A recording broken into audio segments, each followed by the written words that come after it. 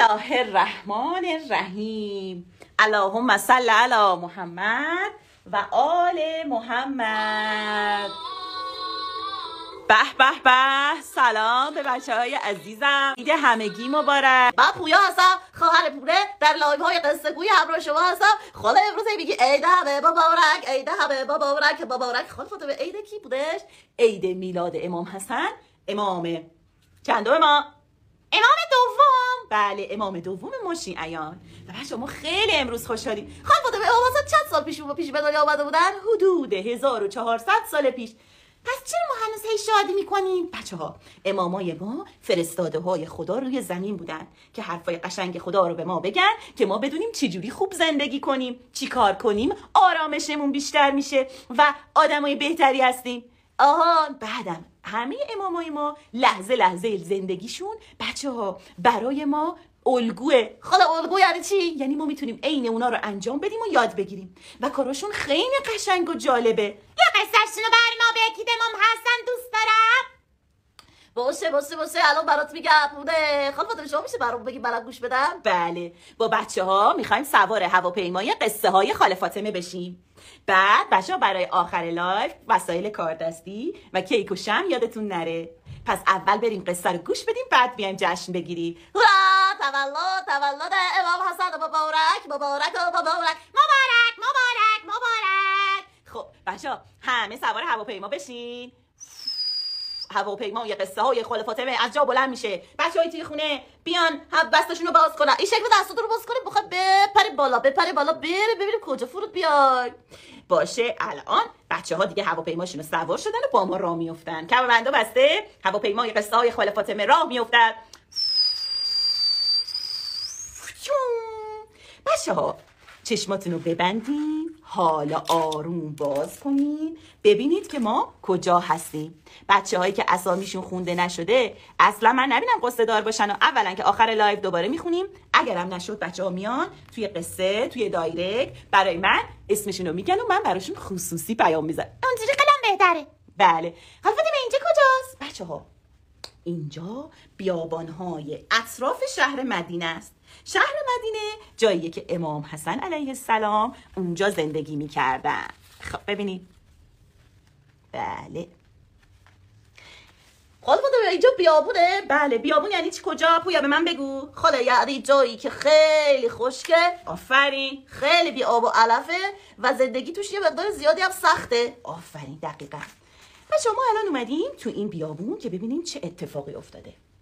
خب بچه‌ها امام حسن علیه السلام به همراه برادرشون امام حسین و همسر خواهرشون خواهرشون حضرت زینب هستن؟ بله، به همراه خواهرشون حضرت زینب دارن چیکار میکنن؟ از این بیابون رد میشن. الانه که با اسباشون بیان و شما ببینینشون. آماده این بچه‌ها؟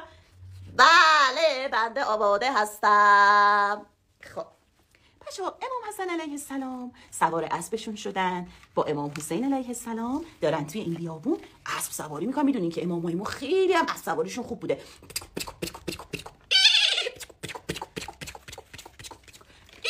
بچه دوتا برادر و همسر خواهرشون که اسمش بود عبدالله هم سوار اسب شده و داره میره. بچه هوا خیلی گرمه، اینقدر که شور اسب و عرق میریزن و امام حسن و امام حسین و همراهشون عبدالله خیلی خسته شدن. بچه یه اتفاقی هم افتاده. امام حسن و امام حسین و عبدالله بسیار گرسنه شدن.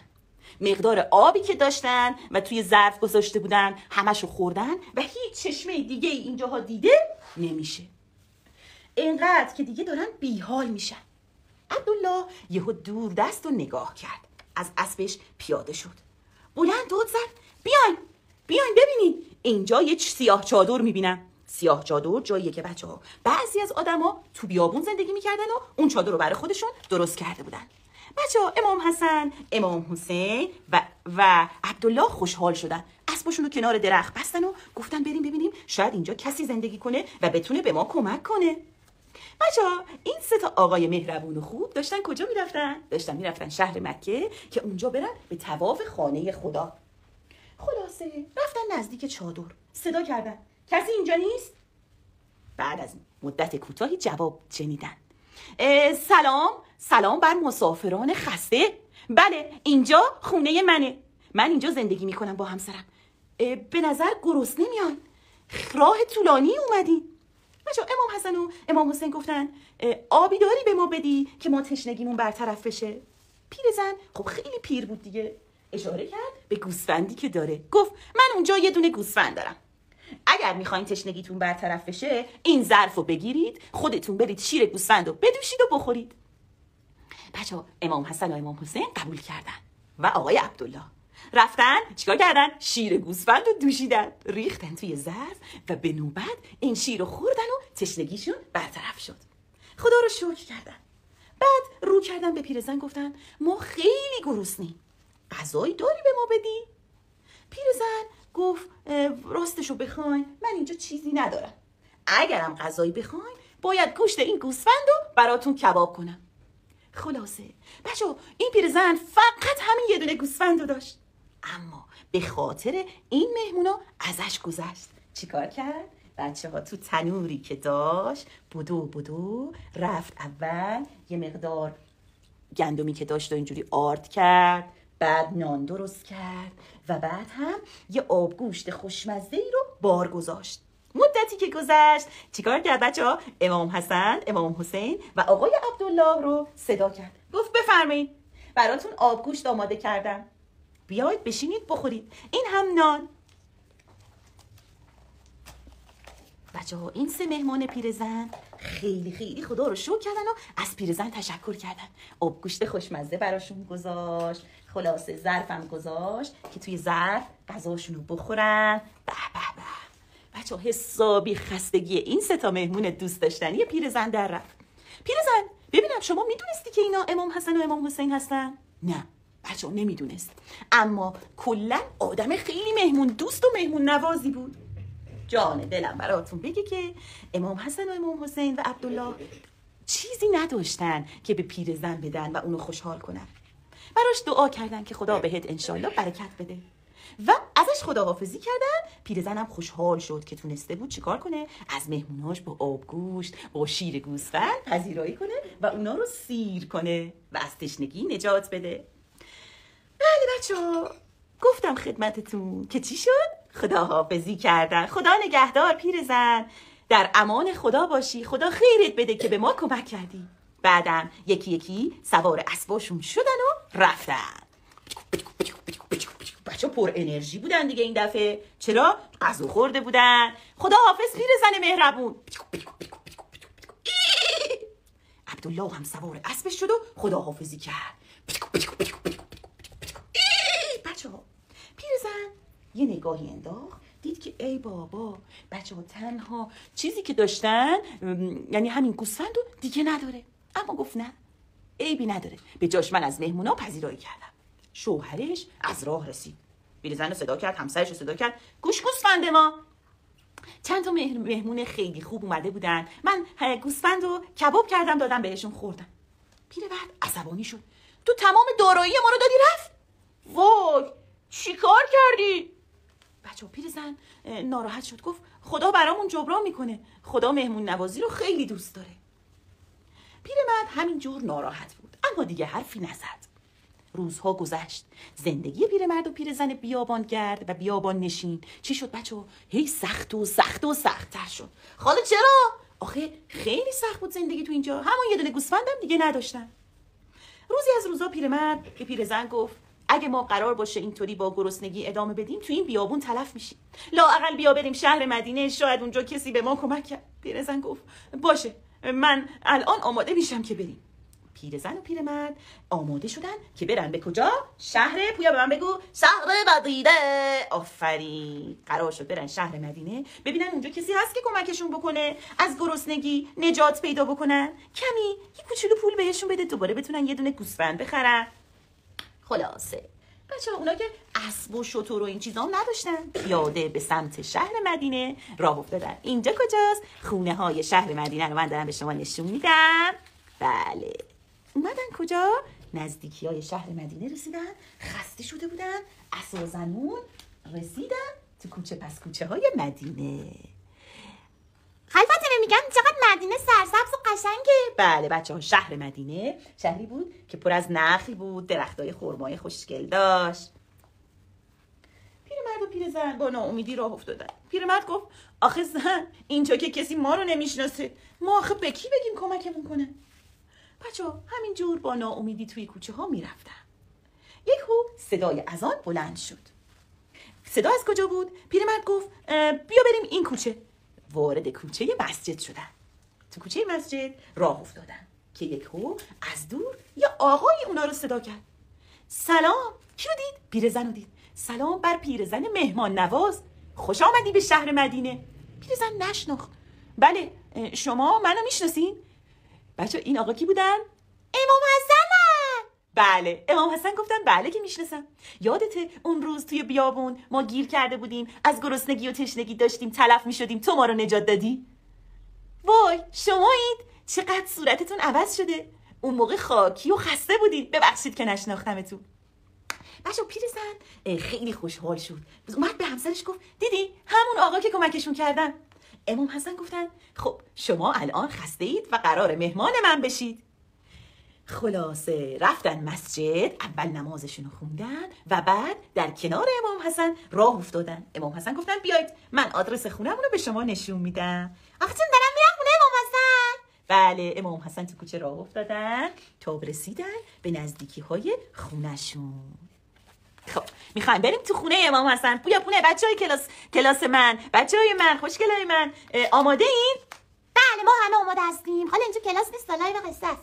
ببخشید حواسم نبود، از بس تو کلاس قصه میگم الان اشتباه گفتم. خب بچه‌ها پیرمرد و پیرزن خیلی خوشحال بودن که الان میرن خونه امام حسن. توی راه متوجه شدن که این آقا امام حسن هستن. بچه‌ها خوشحال شدن چون میدونستن امام حسن خیلی بخشندن. یعنی چی؟ یعنی که هر چی که داشته باشن به مهمونشون میدن. وارد خونه شدن. بفرمایید روی فرش بشینید، استراحت کنید، تکیه بدید به پشتی. خوشحال شدن چه خونه با صفایی، چه خونه پرنوری ما دعوت شدیم. امام حسن به کسایی که کمکشون میکردن گفتن یه سفره خیلی خیلی قشنگ بزرگ برای این دوستای من بیارید. اونا هم بچه‌ها هر چی تو خونه بود غذا باهاش درست کردن تا برای دوستای مهمون نواز امام حسن بیارن. به به به، غذاهای خوشمزه، میوه‌های خوشمزه، نون تازه، به به به، آب و خلاصه براتون بگم خرما هم آوردن. بچه پیرمرد به پیرزن گفت کجا من آوردی؟ عجب جویی، چه مرد سخاوتمندی. پیرزن گفت ایشون امام حسنن. خلاصه نشستن سر سفره، میوه های خوشمزه هم بیارن. بعد از اینکه غذاشون خوردن و حسابی سیر شدن، میوه هم خوردن، خدا رو شکر کردن و امام حسن گفتن امروز شما خیلی به ما کمک کردین و ما خیلی خیلی از شما ممنونیم. بعد گفتن که به یکی از دوستاشون که توی خونه بود گفتن برو اون کیسه پولهای منو بیار. چی؟ پیرمرد چشمش برق زد. پیرمرد رو صداش کردن بیا اینجا. بچه‌ها یک کیسه پر از پول که به اون موقع میشد 1000 دینار. 1000 دینار شاید چند میلیارد تومان الان باشه. دادن به پیرمرد گفتن بیا این پولا رو بگیر که دیگه سخت زندگی نکنی. پیرمرد گریه‌اش گرفت ما فقط به شما یک گوسفند دادیم. امام حسن گفتن شما همه داراییتون رو برای ما خرج کردین، ما باید بیشتر از اینا به شما بدیم. پیرمرد کیسه پول رو برداشت، سکه ها رو نگاه کرد، باورش نمیشد، همه رو گذاشت توی جیبش. اومدن خداحافظی کنن. امام حسن گفتن که کجا؟ صبر کنی، هدیه من به شما ادامه داره. پیرمرد گفت یعنی چی؟ بچه‌ها امام حسن پیرمرد رو بردن بیرون خونه، بهش گفتن بیا این هم 1000 تا گوسفند برای شما که تنها گوسفندتون رو برای ما غذا درست کردین. پیرمرد گفت ای خدا، شروع کرد به گریه. شما کی هستین؟ حقا که شما پسر پیغمبر هستین. چقدر سخاوتمند و بخشنده اید. بچه‌ها به امام حسن میگفتن کریم. یعنی چی؟ یعنی کسی که خیلی خیلی میبخشه. گوسفندا خوشحال شدن که قراره برن با پیرمرد خونش. بچه‌ها دوباره پیرمرد اومد خداحافظی کنه. دست امام حسن رو بوسید و گفت ببخشید، من خیلی به همسرم گفتم چرا اون گوسفند رو برای شما خرج کرد، اما الان پشیمونم. امام حسن گفتن نه وایسا، من مطمئنم که دوستایی که همراه هم بودن، برادرم حسین و عبدالله هم برای تو هدیه دارن. آدرس خونه امام حسین و عبدالله رو دادن. پویا پونه فکر میکنین چه اتفاقی افتاد؟ خاله من نمیدونم واقعا یعنی چی، خیلی حیاتون انگیز شده. بله جون دلم براتون بگه که پیرمرد و پیرزن رفتن خونه امام حسین، همین اتفاق افتاد. امام حسین چیکار کردن؟ گفتم برادرم به چقدر داده؟ من بیشتر از اون نمیشه بدم، ولی دوباره همون مقدار سکه زیاد بهش دادن. گفتن چند تا بهت گوسفند داده؟ گفتش که 1000 تا گوسفند. 1000 تا؟ منم 1000 تا گوسفند به تو هدیه میدم. بچه‌ها عبدالله هم همینطور. خلاصه خونه هر کدوم از اینا که رفت دید که بله یه عالمه هدیه با خودش باید ببره. پیرمرد گفت وای حالا چی جوری این 1000 تا گوسفند رو با خودمون ببریم؟ پیرزن گفت دیدی مهمون نوازی چه نتیجه‌ای داره. من نمیدونستم اینا نوه های پیغمبر امام حسن و امام حسینم، اما یاد گرفته بودم که باید مهمون نواز باشم و ازشون پذیرایی کنم. پیرمرد گفت منو ببخش که هیبت غر زدم، چرا همه گوسفندمون رو دادی به مهمونا؟ حالا با این همه پول چیکار کنیم؟ بچه‌ها زندگی پیرزن و پیرمرد زیر و رو شد. امام حسن نه فقط به این پیرزن و پیرمرد، بلکه هر کسی که ازشون درخواست میکرد بهش انقدر زیاد کمک میکردن، بیشتر از اونی که میخواست. آجون بچه میخوام یه چیزی بهتون بگم. امام حسن و امام حسین، همه امامای ما همیشه صدای ما رو میشنون. یعنی ما میگیم امام حسن سلام، شما به ما کادو بدید، عیدی بدید بهمون میدن؟ بله اون مقداری که برای شما خوب باشه، لازمت باشه و زندگیت براش نیاز داشته باشی و حتما بهت میدن. بس میگه خاله فاطمه؟ بله امام حسن کریمن، مهربونن و خیلی خیلی شیعیانشون رو دوست دارن.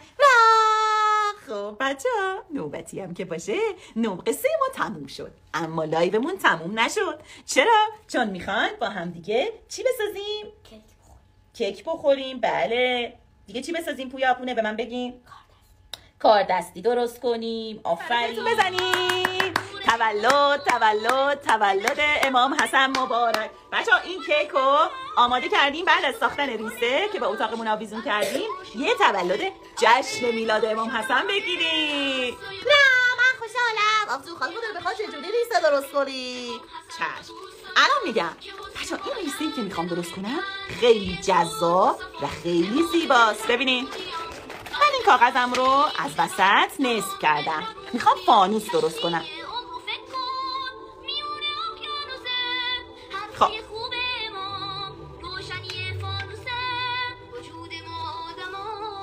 بذار بزرگ درست کنم که بچه هم خوب ببینن.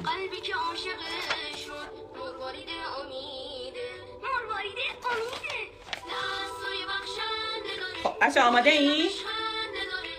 کاغذتون رو همین بدون اینکه قیچیش کنین یه کوچولو، خیلی نمیخوام تاش کنین که خط بیفته، یه کوچولو تاش کنین باشه. یه دونه بزرگ درست میکنم بعدم کوچیکا رو بهتون میگم. بچه همینطور که دولاست ببینین، همینجور که دولاست شروع کنین به برش زدن. خب بچه تا ته نمیبرم. یعنی چی؟ یعنی قراره که این بالا یه مقداری بریده نشه، اگه تا ته ببریم که همش پاره میشه. میخوام یه فانوس خوشگل، چند تا فانوس خوشگل برای تولد امام حسن درست کنم. سعی کنید این برشایی که میزنید همه اندازه باشه. چشم خاله فاطمه.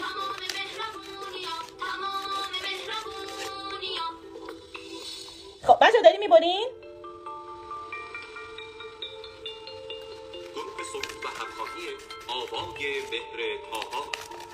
بفرمایید. اینجوری قیچی میکنم. خاله این چجوری قراره فانوس بشه به من بگید دیگه، من دلم آب شد. الان به بچه ها میگم. این فانوسه که روش میخوایم بنویسیم یا امام حسن مجتبی. هورا تولد امام حسن مبارک. آقا پویا خیلی خوشحالی ها امروز. بله دیگه تولد کریم اهل بیت شما گفتید. بله یعنی بخشنده، بسیار بخشنده. خب بچه‌ها من اینجوری بریدین؟ ببینین چقدر خوشگل میشه. وای فانوس فهمیدن چیکار میکنید؟ میخواید اینجوری بچسبونید؟ بله منم فهمیدم. آره قراره این ور رو به این ور بچسبونیم و این فانوس رو اگه بخواین یه دسته بهش بزنید و از ریستون آویزون کنید. حالا ولی اولش من میخوام قبل از اینکه ریسه کنم و بچسبونمش اینجا اون چیزی که گفتم رو بنویسم. چی میخوام بنویسم؟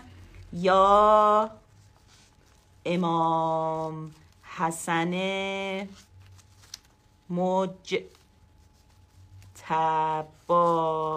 علیه السلام هم اگه همیشه بنویسید خیلی خوبه، یعنی دائم داریم به امام حسن علیه السلام سلام میدیم. یا امام حسن به خاطر بچه هایی که امروز توی لایو بودن به ما از اون عیدی خوشگلاتون بدین، اون چیزی که خودتون میدونید برای ما خوبه بهمون بدین. امام حسن بچه ها خیلی دوستتون دارن. بله خیلی دوستتون دارن، به خصوص با قصه‌ای که امروز شنیدن فهمیدن شما چقدر مهربونید، چقدر سخاوتمندید، چقدر بخشنده‌اید. خب بچه‌ها ببینید میام یه ورش رو نگاه کنید. حالا که اینطوری شد اینجا رو چسب میزنم. اگر بچه‌ها نتونستن بعضی جاهاشو اشکال نداره، میتونن از مامانشون، از بزرگترشون، خواهر بزرگتر یا پدرشون کمک بگیرن. لایوم ذخیره میکنم که دوباره بتونید ببینید. آخر لایوم که یه خورده دیگه است قراره چیکار کنیم؟ اسمای بچه‌ها رو بخونیم، قبلش کیک بخوریم، کیک فوت کنیم و اسمای بچه‌ها رو هم بخونیم. خب میتونید مثلا یکم بیارین رو همتر که این بالاش قشنگ‌تر بشه. چسبشو بچسبون. آها خب بچه ببینین این میشه فانوس یا امام حسن مجتبی. خب حالا میخوایم چیکار کنیم؟ خلفت من چجوری از این بنده ردش کنم؟ هیچی، الان بهت میگم، هیچ کاری نداره. الان شما از این کاغذ سبز یه باریکه ببرین به همین صورت، یه دونه دسته بذار اینجا اینطوری چسب بزن و بعد اینو از توی طناب ردش کن. باشه پویا، باشه پونه. چشم خلفت من الان انجام میدم. باریکلا. خب بچه چسب بزنم. الان بچه هم دارن درست میکنن، نگاه کنین. این گوشه رو چسب زدم، این گوشه رو هم چسب زدم. این بندی که قراره مثلا بشه دسته فانوس شادی. بچه این ریسه فانوس رو بعدن برید بچسبونید به چی؟ به مسجدتون. وصلش کنید به مسجدتون. مسجدتون باید برای تولد امام حسن کلی شاد باشه. خب اینجا شما یا امام حسن نوشته بودن، چند تا فانوس دیگه، یه عالمه فانوس دیگه درست کنید و از این طناب ردش کنید. ببینید بچه‌ها این میشه ریسه برای هر تولد هر کدوم از امام‌ها. حتی برای تولد خودتون میتونید یه عالمه از اینا درست کنید. مبارک مبارک تولد امام حسن مبارک. بله دیگه باید شمع رو فوت کنید، همیشه امام حسنی باشین. مبارک مبارک. این ریسه یه دونه عکس برام نفرست، چند تا بفرستین درست کنین، از این تو این رد کنین. من الان فرصت ندارم بچه‌ها، بخوام معطل میشین، بخوام هی درست کنم. یاد گرفتین؟ یه بار دیگه بهتون بگم چجوری بود. خب این بندو بذارم اینجا، این فانوسمون هم میذارم اینجا که ببینین چه شکلی بود. بچه‌ها یه کاغذ رو از درازا تا کردیم. خب تا بچه‌هام کیک میارن من یه فانوس دیگه یادشون بدم خیالم راحت شه که بلد شدم. ببینین به همین راحتی دینگ دینگ دینگ دینگ دینگ دینگ. خالفاده به همجوری فقط قیچی میکنی؟ آره کنار هم تا ته هم ته کاغذ هم نباید ببرم، اینش مهمه. بله اگه ببری خراب میشه بچه‌ها، پاره میشه فانوستون. اگه شد چی؟ اشکال نداره، یکی دیگه درست میکنیم. ما تکرار میکنیم، تمرین میکنیم تا ماهر بشیم. این همیشه یادمون باشه. دوباره بچه‌ها چی شد؟ باز شد. اینو میچسبونید دوباره شد. یه فانوس دیگه با یه دسته قراره که بره توی ریسه میلاد امام حسن. امروز تولد کیه؟ خاله تولد امام حسن علیه السلام. آفرین. امام چندم ما؟ امام دوم امام حسن. میخوایم 2 تا شمع بذاریم رو کیکمون بچه‌ها، چون تولد دومین اماممونه. آماده شد. اینجا یا امام حسن بنویسید، دستش رو بذارید و از بند رد کنید. اینم 2 تا فانوس خوشگل. بچه‌ها درست کردین؟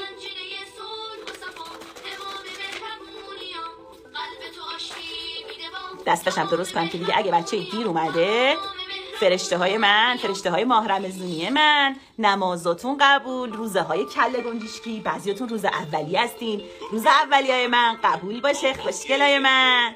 بفرمایید. اینم فانوس کوچولو، این فانوس بابا شد، این فانوس بچه شد.